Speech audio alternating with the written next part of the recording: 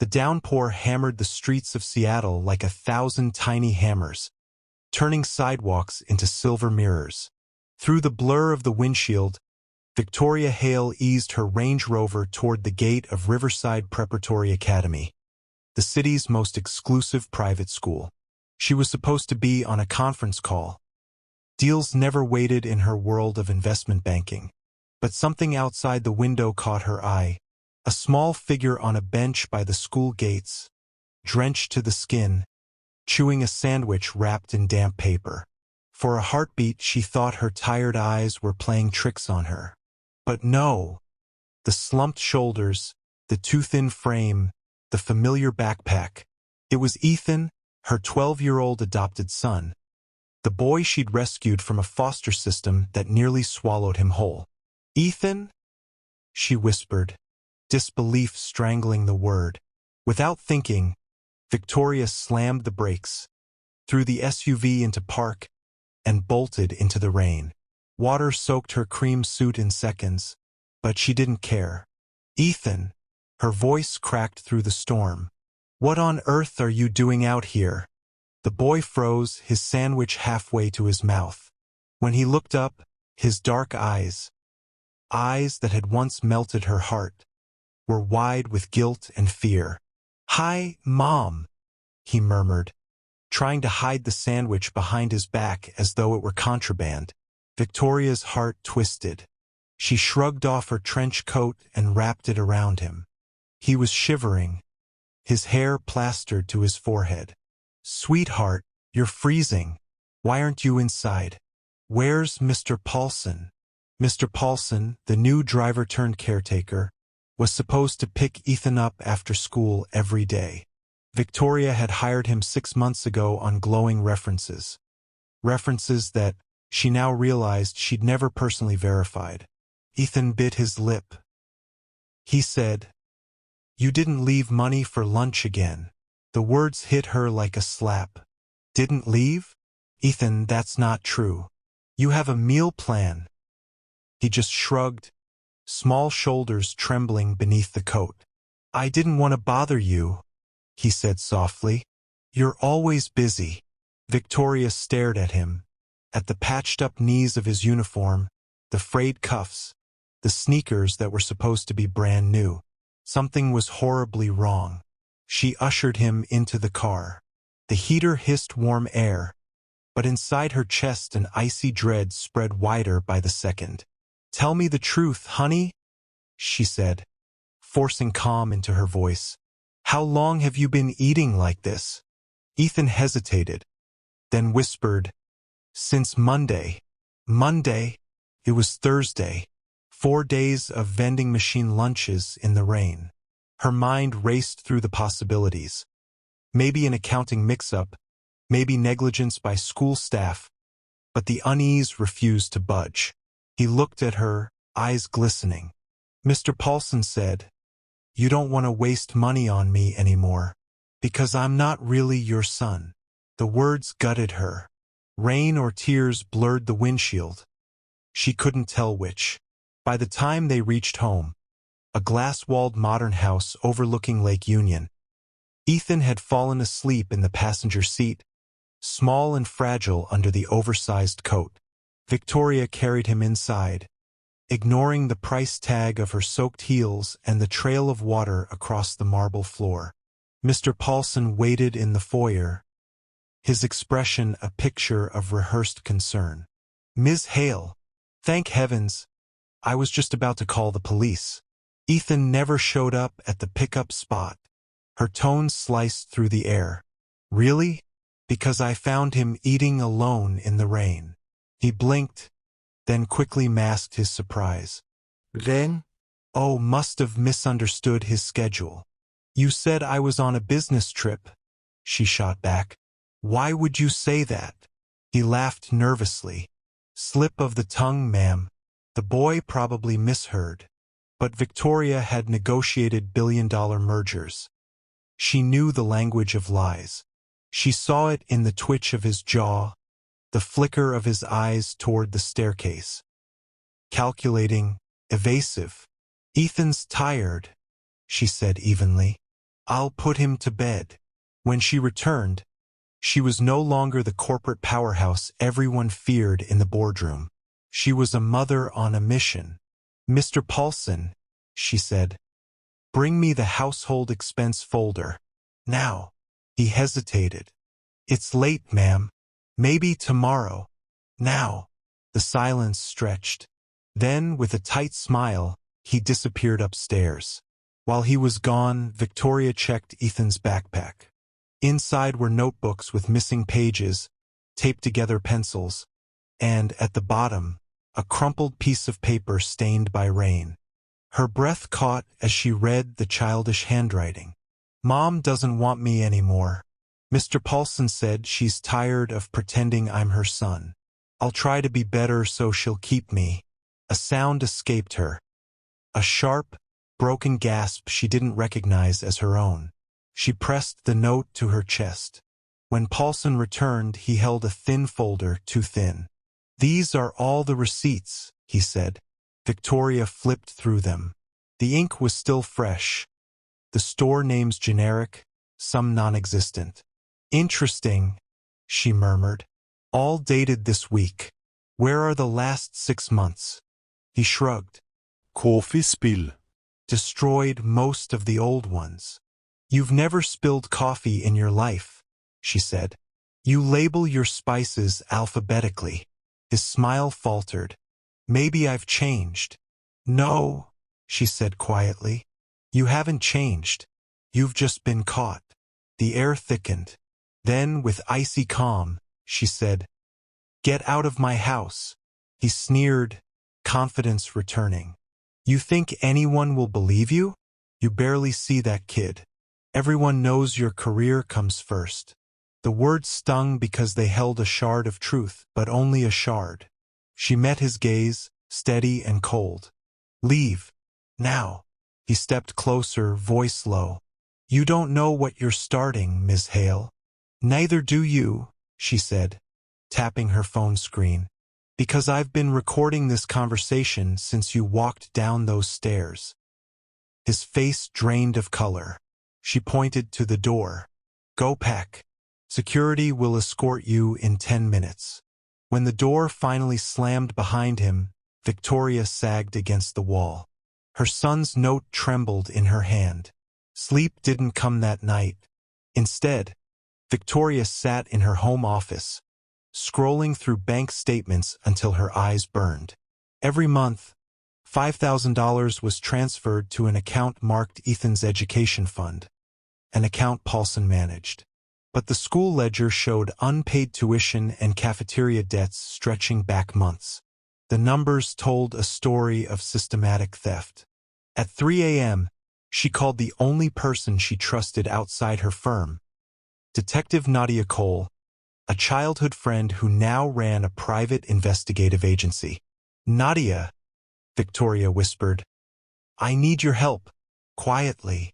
By sunrise, Nadia was at her door, trench coat dripping rain. What did he take? Money. Maybe more. Nadia raised an eyebrow. And the boy? Victoria's voice broke. He thinks I stopped loving him. The detective's jaw tightened. Then we'll fix that first, and make the thief wish he'd never met you. Over the next few days, they dug deep. Nadia traced fake invoices, offshore accounts, even second-hand sales of Ethan's missing belongings. His drone, his sneakers, the old guitar Victoria had given him last Christmas. Each discovery tightened the knot in Victoria's chest. Paulson hadn't just stolen money. He'd stolen security, feeding the boy lies about his own worth. Then came the twist neither woman expected. Among the financial records, Nadia found multiple deposits into an account under a different name. Dr. Lucinda Rivers, a school counselor at Riverside Prep. She's receiving payments every 2 weeks, Nadia said. Care to guess from whom? Paulsen, Victoria breathed. Exactly. Looks like she's been helping him manipulate the narrative. Probably covering up the signs of neglect he created. Victoria felt her stomach drop. The betrayal went deeper than she thought. Victoria's hands trembled as she stared at the screen. Dr. Lucinda Rivers, the school counselor, smiling warmly in her staff photo, had been quietly orchestrating this entire nightmare alongside Paulson. It was one thing for a caretaker to betray a child, but for a professional, a trusted adult to do so? That cut deeper than she had imagined. She didn't waste a second. Nadia and Victoria began pulling every record, every email, every note that could connect the two conspirators. Security footage, phone logs, cafeteria payments, library checkouts. Everything painted the same dark picture. Ethan had been systematically isolated, manipulated, and robbed, not just of money, but of his dignity. The following morning, Victoria set the stage for the confrontation. While Ethan went to school, she couldn't let him witness this battle. She prepared her home office like a war room. Files stacked, screenshots ready, recordings queued. Every lie Paulson and Dr. Rivers had told over the past 6 months was documented, time-stamped, undeniable. Her phone buzzed. A text from Nadia. Paulson left the house, heading to meet the buyer for Ethan's stolen drone. Victoria's jaw clenched. The thefts were ongoing. Every moment he remained free was another moment her son's trust was being eroded further. Victoria didn't call the police yet. She needed them caught red-handed. Nadia set up a covert camera at the agreed-upon sale location. Victoria herself drove nearby, heart pounding as she watched Paulson arrive with a duffel bag filled with Ethan's belongings. A man approached, clearly the buyer. As Paulson handed over the bag, Nadia's phone buzzed. Victoria allowed herself a grim smile. This wasn't just about stopping him. It was about proving to her son that he had done nothing wrong, that he had never been abandoned, and that those who lied to him would face justice. Returning home, Victoria checked the security feeds one last time. She paused the screen and froze. There, in the hallways of Riverside Prep, she saw Ethan talking quietly with Dr. Rivers. His small shoulders hunched, voice trembling. She had missed it before, but now she realized what had happened. Rivers had been planting seeds of doubt in his mind. Your mom isn't sure you belong here. You have to earn your place. Rivers whispered. Victoria felt her chest tighten. This wasn't just neglect. It was psychological manipulation of the cruelest kind. She immediately called Nadia.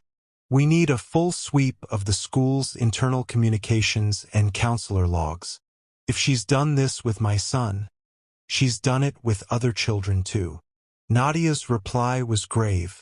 I've already started. Brace yourself. It's bigger than you think. Over the next week, Victoria and Nadia worked tirelessly. They uncovered that Dr. Rivers had received multiple payments disguised as emergency tutoring fees for Ethan, all funneled from Paulson's side account. Receipts, bank transfers, even text messages revealed the twisted coordination between caretaker and counselor. Victoria's fury boiled, but she kept her composure. This was a chessboard, and she was finally seeing all the pieces. By Thursday, she had everything. The recordings of Paulson, the financial evidence, Dr. Rivers' complicity, and the proof of psychological manipulation. Victoria scheduled a private meeting at her home. Paulson arrived first, confident and smug. Ms. Hale, you can't. Victoria cut him off. I've been watching for months. Every transaction, every lie, every step you took to isolate my son. His face paled. You can't prove anything. She clicked her phone. The first recording played. Paulson talking to Ethan in the kitchen.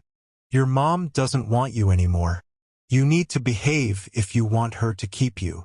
Ethan's tiny voice, full of doubt and fear, echoed through the speakers. Paulson's composure crumbled. I was trying to manipulate my child, steal his possessions, lie about my love for him. That's what you were trying, Victoria said sharply. And now you're done. Before he could react, Nadia entered with 2 police officers. Paulson's eyes widened, and he finally understood. The game was over. As Paulson was escorted out, Dr. Rivers walked in, feigning ignorance. Ms. Hale? I don't understand. Victoria held up a tablet. The recordings of Dr. Rivers coaching Ethan to doubt his mother played. The emails, the transfers, and the fake receipts appeared on screen. Dr. Rivers' face turned ashen. I was helping him. It was for his own good. Helping him, Victoria repeated, voice icy.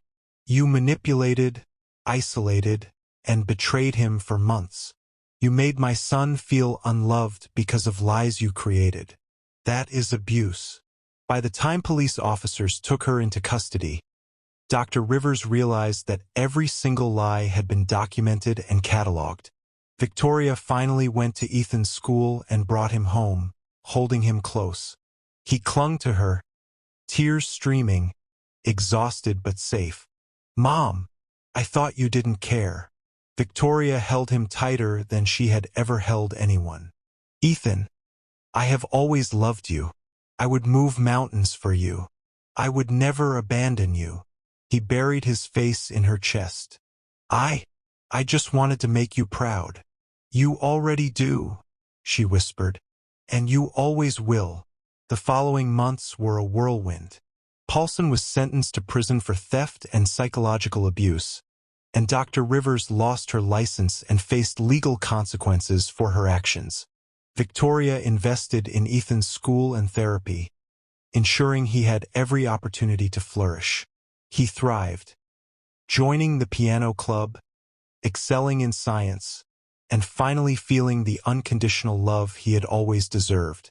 Victoria learned a crucial lesson. Even the most devoted parent could be undermined, but vigilance, love, and decisive action could protect the children you hold most dear. By Friday morning, news of Paulson and Dr. Rivers' wrongdoing had begun to quietly ripple through Riverside Prep Academy. Victoria had prepared for the fallout carefully. She wanted justice, not chaos, but the truth had a way of escaping even the tightest control. Emails began circulating among the parents, detailing the thefts, manipulation, and psychological abuse Ethan had endured. Many parents were shocked. How could trusted adults betray a child so brazenly? One mother whispered to another in the parking lot, "Imagine if this had happened to our kids." Meanwhile, Ethan was beginning to understand the magnitude of what had happened. Victoria had sat with him the night before, explaining everything in words a 12-year-old could comprehend. "Ethan," she said gently, brushing his damp hair from his forehead, "you did nothing wrong. You were a victim of someone else's lies. And now it's over. You're safe. You're loved. And nothing they did can ever change that." He nodded, tears spilling down his cheeks. I just wanted to be good enough for them." "You are more than good enough," Victoria whispered. "You're perfect the way you are." Nadia, ever meticulous, continued her investigation, uncovering disturbing patterns. Dr. Rivers had a history of abusing her authority at multiple schools, each time targeting children from diverse backgrounds. Some parents had dismissed warning signs, trusting her professional facade. Others had been too intimidated to confront her. Victoria made a decisive choice. She would expose the full scope, not for revenge, but to protect children who could otherwise fall victim. Within days, local authorities were involved. News articles began circulating, not sensationalized tabloids, but carefully written pieces highlighting systemic failures that allowed predators to exploit trust. For Ethan, this meant a mix of emotions: pride that his mother had fought for him, fear of public attention, and lingering hurt from believing for months that he wasn't loved. Victoria held him close every morning, reinforcing the simple, undeniable truth: "You are my son. You have always been my son. Nothing anyone said can change that." One afternoon, the school invited Victoria to address the parents and staff, carefully moderated and secure. She stood at the podium, Ethan beside her, his small hand clutching hers. Cameras were present, recording for internal archives, but also shared with parents who wanted to understand the full story. Riverside Prep is a wonderful institution, Victoria began, her voice steady. But even here, trust can be broken. My son, Ethan, was betrayed by people who were supposed to protect him. They lied, they stole, and they manipulated. And for a time, my son believed he was unworthy of love. Murmurs rippled through the audience. Victoria continued, "But here's what I want you all to remember. Children thrive when they are loved, protected, and seen for who they truly are. No lie, no theft, no abuse can erase their worth. And when adults fail, we must step in, not just as parents, but as a community to restore that trust." Ethan's eyes flicked to her, a small smile forming as he realized the weight of her words. She had fought for him, loudly and bravely, for everyone to see. Despite the exposure, not everyone accepted the full truth. A few staff members whispered that Victoria was overreacting, that perhaps Paulson had meant well. One particularly defiant board member suggested keeping Dr. Rivers' role quiet to avoid scandal. Victoria, however, was unyielding. With Nadia's support, she presented irrefutable evidence: recordings, bank statements, emails, and eyewitness accounts. Even the board could no longer deny the facts. Dr. Rivers and Paulson faced criminal charges, including theft, psychological abuse, and conspiracy. Their prior attempts to cover their tracks crumbled under scrutiny. For Ethan, the aftermath was a period of both challenge and growth. Therapy sessions helped him process months of manipulation, and Victoria was with him every step of the way. She encouraged him to pursue hobbies, reconnect with friends, and rebuild confidence. Slowly, the boy began to thrive. Music became his escape, and he excelled at piano. Science and robotics clubs became arenas where he could shine, unburdened by doubt. At home, Victoria created a safe haven, a space where Ethan could express himself, fail, and succeed without fear of judgment. They spent evenings baking, reading together, and laughing over small victories, simple moments that rebuilt the trust stolen from him. Months later, Riverside Prep implemented sweeping reforms, new counseling oversight, stricter vetting procedures, and a clear child protection policy. Parents applauded Victoria's courage and transparency. Local media featured her story as a triumph of parental love and vigilance. Yet Victoria's focus remained on her son, not fame. One quiet evening, she watched Ethan practice piano, sunlight streaming through the studio windows. He paused, looking at her with bright, clear eyes. "Mom," he said softly, "thank you for never giving up on me." Victoria knelt, holding his hands. "I will always fight for you, always. And now, you get to live without fear." Ethan smiled genuinely for the first time in months. Victoria knew then that the ultimate victory wasn't legal justice alone. It was witnessing the restoration of a child's confidence, happiness, and belief in love. The final scene shows Ethan walking into his new classroom, backpack slung over one shoulder, confident and smiling. Victoria watches from the doorway, heart swelling. Justice had been served.